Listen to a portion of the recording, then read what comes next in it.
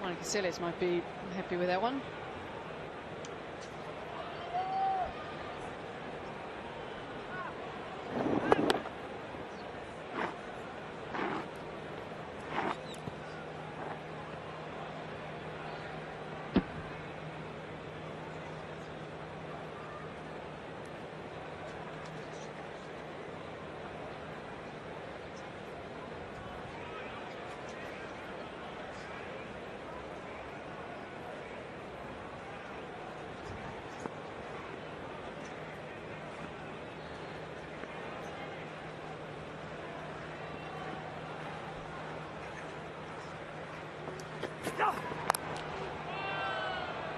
He's made to play that shot a couple of times.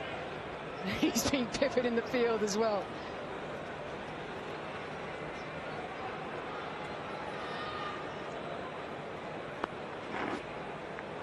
If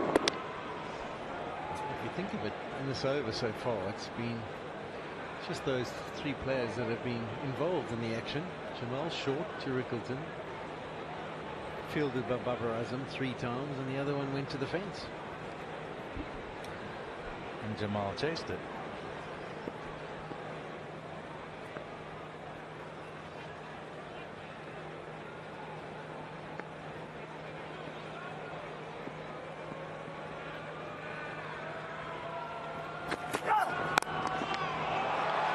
That is well played.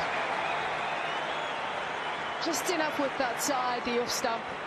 He knows the length they're going to be bowling. It's nicely bowled. As it played. More orthodox from Ryan Rickleton. And this is a good shot.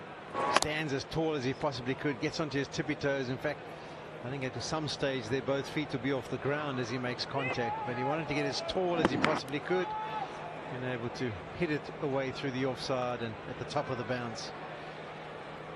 And I think Pakistan have lost the plot here. I get the point, but it's almost like the surface isn't quick enough to be trying to implement the short ball tactic. There's a bit of a discussion on the go now, and they are going to keep the same field. And if you heard Babar Azam asking his skipper, and the skipper said, yeah, let's hold our nerve for another delivery. I'm just going to change the angle and come round.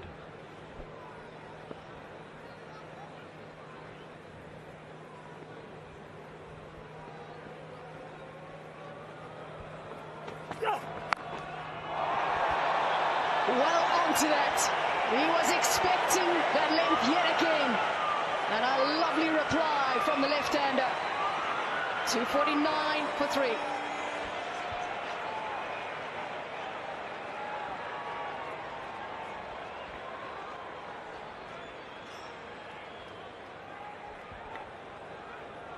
Tried this earlier.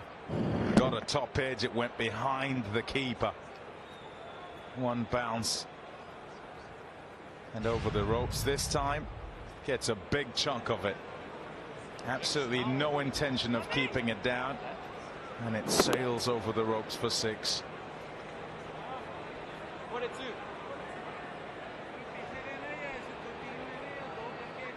Rickleton has been happy to attack the Pakistan bowlers with the plan that they've had.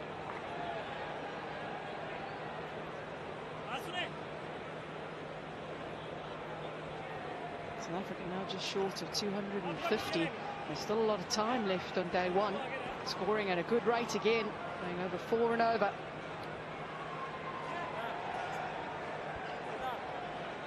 And you'd hope, despite the difficulty of the surface, you'd hope that you'd have a measure of control. Nicely played by Themba Bavuma. They'll get a couple of runs, which means the partnership moves up to 179, and it equals the highest fourth wicket partnership for South Africa versus Pakistan. Bends up to 250 as well.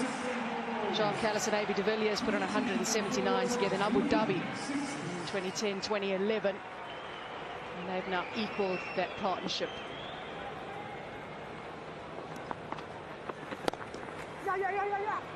And now they'll hold the record just for the fourth wicket partnership against Pakistan.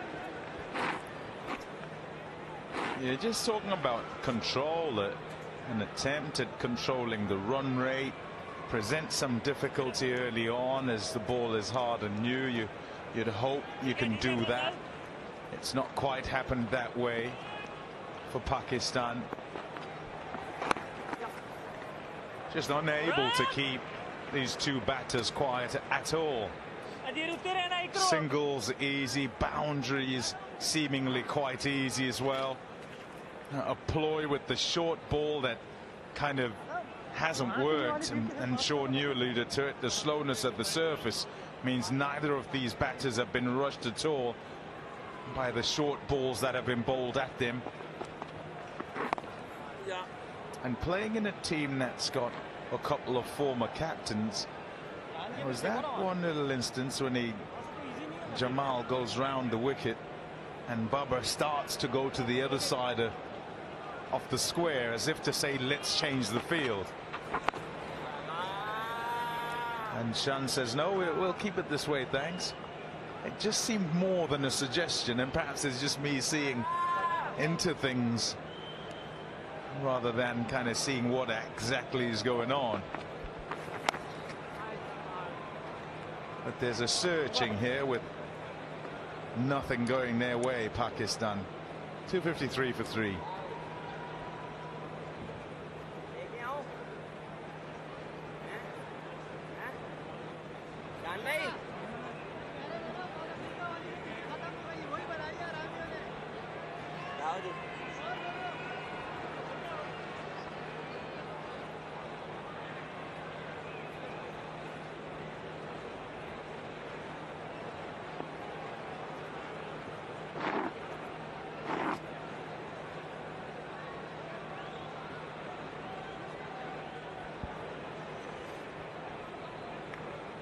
What a day it's been for South Africa, especially these last two sessions. I'm very happy with how this test match has gone. Centurion was a wonderful victory for South Africa, an emotional one as well, and visibly emotional. You could see it especially on the face of Themba Bavuma, captain of South Africa. They've had a few days to think about it and move on from it and get ready for this test match.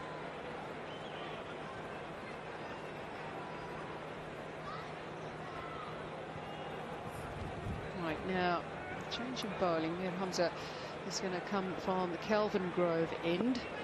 He started, he did change to the Wynberg end. Now it's coming from the Kelvin Grove end again.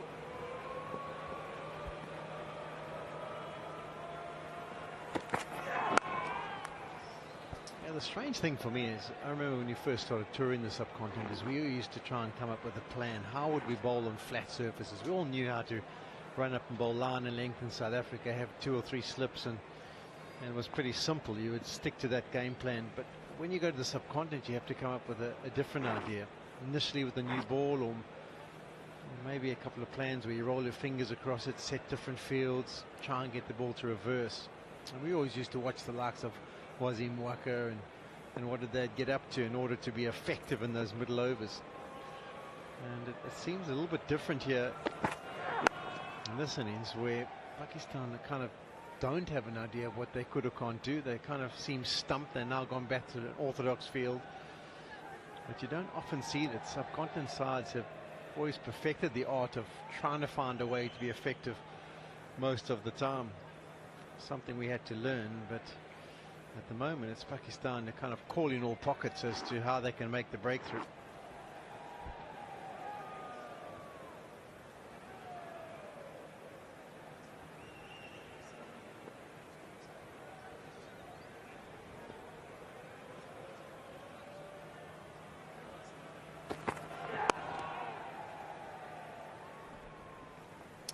I was speaking earlier, Sean, we're looking at those pitch maps and everything sort of towards the stumps, and with a rate of 4 and over, you might, with the ball that bit older, just ask them to come and fetch you from a little wider. You still bowl your length, and you don't make it a drive length or a cut length, it's a good length, and ask them to maybe draw across the crease. And the plotting for the straighter one, it's got to take that bit longer because it's hard work. It's a good surface. But in just thinking about the way the Pakistani bowlers operate, they don't ever really take the stumps out of play. They don't ever really sort of go, you know, come and fetch it from out here.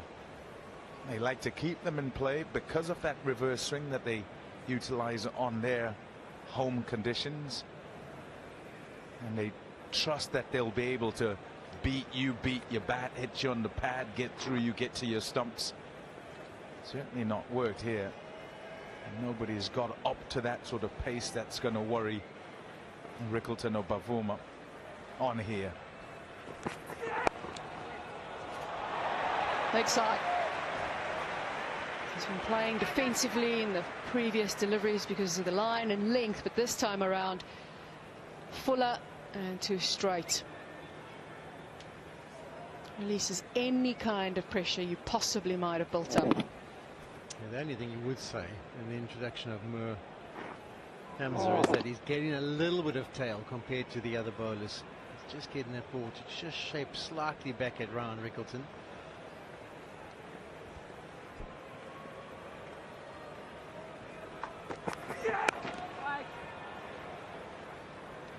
It's 255 for 3.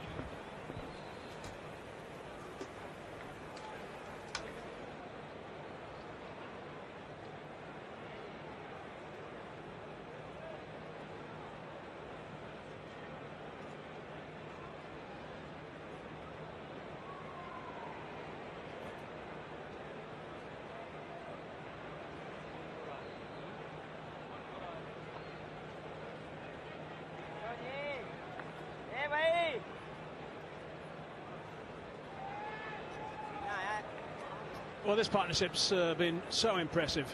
Really has been terrific. 183, 248 balls now, 151 dots, 64 ones, 18 fours, 3 sixes. Really good work from these two guys. They've done a terrific job. They've steered this ship beautifully, heading towards a very, very big total on day one if they continue in this vein. Any thoughts, Vern, for Pakistan? Yeah, it just seems like there's been a shift of gears for South Africa. Looks like they come out with a bit more intent, perhaps picking up on the body language of this Pakistan outfit. Yeah, they'll have to find someone to break this game open, Hazy. And very often it starts with a good energy.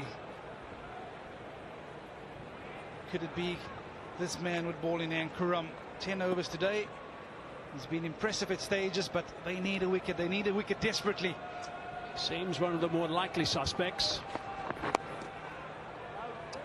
Well, a bit straight to start with. 183 runs have been scored for the loss of no wicket since the lunch interval. 72 for 3.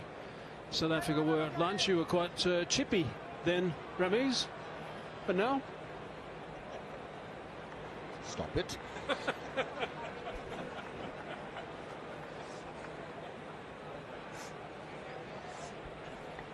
Problem for Pakistan right now is that there's so many overs left in the day, and how to deal with the remaining 30 overs or so.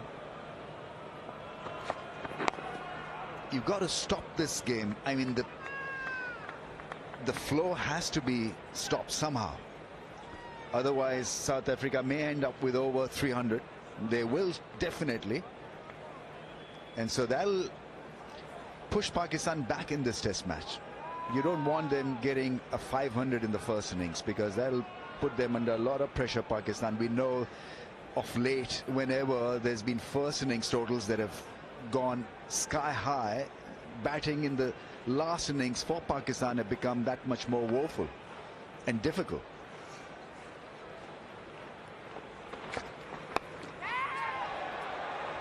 That wasn't that short. That's how well he's seeing the ball. Picked it up pretty well, coming back for the second. They've not really gone with a wholesome strategy, because it's neither here nor there. So they've been good, decent for a couple of overs, and then lost the plot. Easy runs have been hit,